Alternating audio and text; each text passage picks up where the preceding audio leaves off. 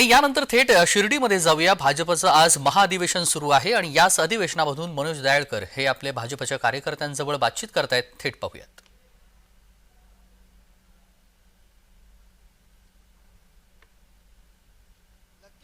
आपण बघितलं आज महाअधिवेशन पार पडतं आणि थोड्याच वेळामध्ये या ठिकाणी मुख्यमंत्री देवेंद्र फडणवीस येतील आणि त्याचं उद्घाटन देखील करतील। आपण बघितलं या ठिकाणी ही जय्यत तयारी करण्यात आली, मोठा भव्य असा स्टेज देखील बांधण्यात आलेला आहे आणि या ठिकाणी ध्वजारोहण करून आपण बघितलं या कार्यक्रमाला सुरुवात होणार आहे। पण या ठिकाणी मोठ्या प्रमाणामध्ये पदाधिकारी आणि कार्यकर्ते देखील उपस्थित आपल्याबरोबर महिला पदाधिकारी आहेत, आपण त्यांच्याशी बोलूया।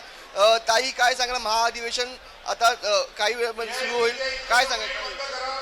साईबाबांच्या पुण्यनगरीमध्ये आज हे महाअधिवेशन आहे आणि आम्हाला काही कानमंत्र देण्यासाठी आमचे वरिष्ठ नेते, राष्ट्रीय नेते अमितजी शहा इथे येणार आहेत। आम्ही त्यांना ऐकण्यासाठी खूपच उत्सुक आहोत।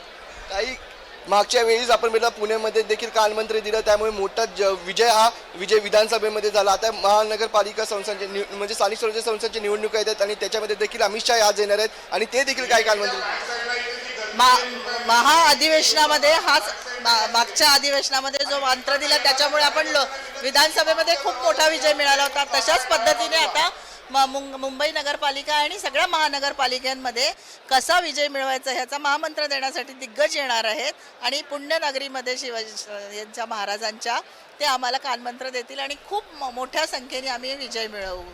काय वाटतंय, अमित शहा यांनी किती जोश आणि जल्लोष निर्माण?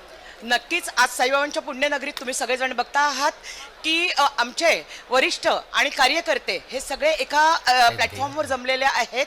कारण जी काही दिशा देणार आहे, वरिष्ठ जी कार्यकर्त्यांना दिशा देणार आहे, नगरपालिकेच्या पुढच्या इलेक्शनची असेल किंवा कार्यकारिणीची पुढची पद्धत असेल, या सगळ्या दिशा आज कानमंत्र आज आम्हाला मिळणार आहेत आणि तीच दिशा आम्ही पुढे करणार आहोत।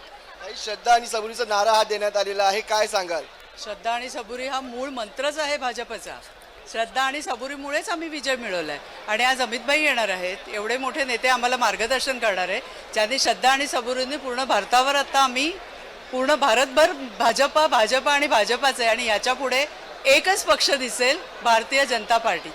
पदाधिकारी हे आता निवडणुकीमध्ये विधानसभेसाठी आणि लोकसभेसाठी म्हणजे नेत्यांसाठी लढले, आता नेते हे कार्यकर्त्यांसाठी लढणार आहेत, कारण की आता स्थानिक स्वराज्य संस्थांच्या निवडणुका आहेत। नक्कीच नेत्यांच्या साह्याशिवाय तर ते होऊच शकत नाही आणि नेते बरोबरीने आम्हाला सगळ्यांना मदत करणार आहेत, हे तर नक्कीच आहे।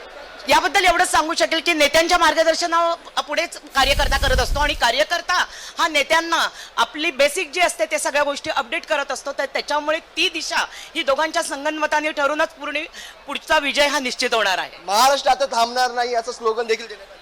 हो, महाराष्ट्र आता कधीच आणि कुठेच थांबणार नाही, कारण देवाभाऊंच्या नेतृत्वामध्ये महाराष्ट्राने अशी प्रगती आणि भरारी घेतली आहे ना, उत्तुंगाची प्रगती घेतलेली आहे आणि महाराष्ट्रातल्या सर्व महिला भगिनी ही प्रगती अनुभवत आहे।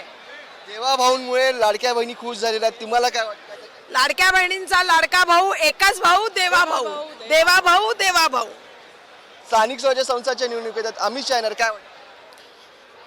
भारतीय जनता पार्टीचा प्रत्येक पदाधिकारी हा पुढच्या येणाऱ्या प्रत्येक निवडणुकीमध्ये आणि प्रत्येक विजयामध्ये पुढे असणारच। भारतीय जनता पार्टी आता पुढच्या 25 वर्ष ते 30 वर्ष एक नंबरवरच असणार, सगळे पक्ष संपलेले असणार।